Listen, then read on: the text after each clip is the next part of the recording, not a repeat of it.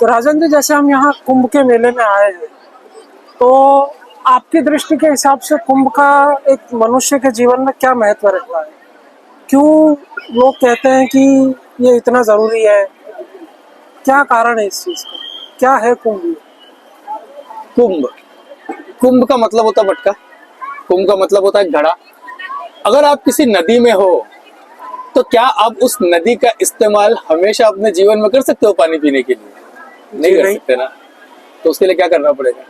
उस नदी से अपनी गगरी भरनी पड़ेगी, जिसका कि आप अपनी जिंदगी में इस्तेमाल कर सको यार, अपनी प्यास को बुझा सको। कुंभ का कॉन्सेप्ट भी अलग अलग मान्यताओं के हिसाब से, सनातन की मान्यताओं के हिसाब से है, और जिसमें जो सटीक मान्यता वो ये है कि जब लक्ष्मी का लोप हो गया, या फिर कह सकते हो कि अमृत को पाने की चाह से देव और दानवों ने समुद्र मंथन किया। मैं उस पूरी स्टोरी में नहीं जाता। समुद्र मंथन किया और उसके बाद कहते हैं कि समुद्र से अमृत निकला और वो अमृत की 4 बूंदें कहीं ना कहीं गिरी, उज्जैन, नासिक, हरिद्वार और जहाँ आज हम हैं प्रयागराज, इलाहाबाद में, यहाँ पर गिरी। और यहाँ पर हर 12 साल में कहते हैं कुछ ज्योतिष गणनाओं के हिसाब से कुंभ मेले का ये किया जाता है। ठीक है, ये मुझे एक चीज समझ में आती है जब आप इसको आध्यात्म की रीति से या किसी ज्ञान की रीति से बोलते हैं, लेकिन एक आम आदमी की जिंदगी में कुंभ का क्या महत्व है? तो समुद्र मंथन है क्या? समुद्र मंथन जरूरी नहीं था कि वो एक क्षीर सागर में समुद्र मंथन हो रहा है। ये समुद्र मंथन आपकी और हमारी जिंदगी में हमारी अंतः चेतना का मंथन है। अंतः चेतना में 2 चीजें होती है, एक होती है सकारात्मक शक्तियां और एक होती है थोड़ी सी हमारी, वो नकारात्मक नहीं कहूंगा उसे, एक होती है शक्ति और एक होती है प्रतिशक्ति। इस शक्ति और प्रतिशक्ति का जब दोहन होता है तो हमारे अंदर से विचार निकलता है, और यही विचार ही तो अमृत है। वरना आप बताइए मुझे कि जितने भी लोगों को कहा गया कि उन्होंने अमृत पान किया, क्या वो जीवित दिखते हैं? आपके विचार ही अमृत है जो आपके जीवन को अमर कर देते हैं, आपके जीवन पद्धति को अमर कर देते हैं। तो कुंभ की 4 बूंदे इन 4 जगहों पर गिरने का पर्पस ही ये था कि यहाँ पर जितने साधु सन्यासी जो लोग हैं वो आते हैं, वहां पर वो अपने ज्ञान रूपी अमृत का, जिसका उन्होंने अपनी सिद्धियों के माध्यम से मंथन किया हुआ है, उसे बोले। अब आप अगर मुझसे पूछे कि कुंभ का क्या महत्व, देखिए ये कहीं लिखा हुआ नहीं है, लेकिन जितना मैंने पढ़ा है मैं उस हिसाब से अगर इस चीज को सोचने की कोशिश करूं तो कुंभ के अंदर कैसा है कि पहले का जो भारतीय समाज हुआ करता था ना, भारतीय समाज कहीं ना कहीं साधु सन्यासियों तपस्वियों के द्वारा ही चलित था। जितने भी राजा महाराजा हुआ करते थे वो सारे के सारे राजा महाराजा कहीं ना कहीं अपने पॉलिसीज को बनाने के लिए, अपने देश के अंदर किन कोड ऑफ कंडक्ट्स को लागू करना है, उन सब के लिए ऋषि मुनियों के ऊपर निर्भर करा करते थे। और ये ऋषि मुनि कौन थे?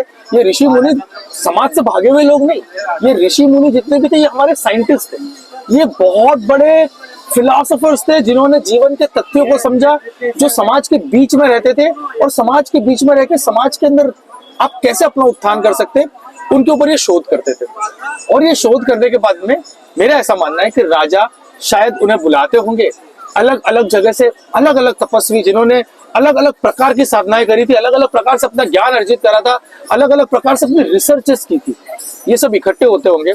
और कहीं ना कहीं जिसे कहते हैं कल्पवास, 45 दिन का 1 महीने का जो कल्पवास होता है, उस कल्पवास के दौरान अलग अलग ऋषि अपने अपने ज्ञान को लेकर के आते होंगे, किसी न किसी एक टॉपिक के ऊपर बात करते होंगे, जीवन के टॉपिक्स के ऊपर बात करते होंगे। और जो राजा जो इन्हें संरक्षित किया करते थे वो एक यूनिफॉर्म कोड ऑफ कंडक्ट बनाते होंगे, जो कि जिसे आप कहते हो ना कि संविधान, कॉन्स्टिट्यूशन बनाते होंगे, और वो कॉन्स्टिट्यूशन पूरे के पूरे देश को, पूरे लोगों को दिया जाता होगा कि आप इस कॉन्स्टिट्यूशन के ऊपर रहें और अपने इस जीवन को चलाएं। और क्यों 12 साल? तो आप यदि किसी भी कानून को बनाते हैं या किसी भी एक पद्धति को इम्प्लीमेंट करते हैं तो उसके अच्छे और बुरे का फल जो होता है वो हम कह सकते हैं कि पूरी तरीके से 10 साल का, एक डेकेड का टाइम पीरियड होता है, उस टाइम पीरियड के अंदर आता है। और एक डेकेड का टाइम पीरियड एक ऐसा टाइम पीरियड होता है जिसके अंदर में कह सकते हैं कि एक पीढ़ी बदलती है, एक सोच बदलती है। तो हम लोग बहुत साइंटिफिक थे। कुंभ का शायद असली मतलब यही होता होगा कि उन मनीषियों का ज्ञान, राजा मतलब कि जो सत्ता संभाल रहा है, सत्ताधीश, मनीषियों के ज्ञान को लेकर के उसे समझ करके आम जनता के लिए कानून बनाए, जिससे कि देश के अंदर हम कह सकते हैं राम राज्य की स्थापना हो सके। तो कुंभ का मेरा मानने का ये मतलब है। अब हमारी जिंदगी के अंदर तो दोस्तों हमेशा एक चीज ध्यान रखेगा, अगर आपको अपनी लाइफ के अंदर अच्छी तरह से चलना है, अच्छी लाइफ को क्रिएट करना है, तो आपको भी कुंभ का आयोजन अपने जीवन में करते रहना पड़ेगा।